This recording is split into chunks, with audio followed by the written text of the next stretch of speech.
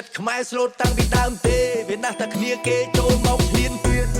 មិនខ្លាំងហើយក៏មិនសោយតែក៏មិនបណ្ដោយឲ្យអ្នកឯងចេះតែហ៊ានយកដៃចាក់ជើងអ្នកឯងឲ្យជាប់គុំឲ្យអ្នកឯងទៅលាប់មានជើងចេះតែឈ្លាន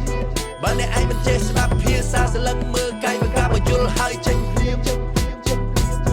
គេចង់យកឈើមកចាក់លើរំៅស្នាមចាស់ទ្រាំឈឺទ្រាំអន់ទ្រាំឃ្លានតែគេចេះតែមកបាំងមើលងាយដល់ពូជសាសខ្មែរគេចង់ឲ្យយើងអាម៉ាំង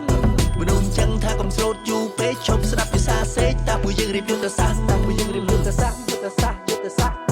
ជ័យយោជ័យយោជ័យយោកម្ពុជាជ័យយោជ័យយោកម្ពុជាយើងឡើងមកជ័យយោលើប្រាសាទព្រះវិហារយើងរួមនឹងកងទ័ពដែលកំពុងតែពុះពៀជ័យយោជ័យយោកម្ពុជា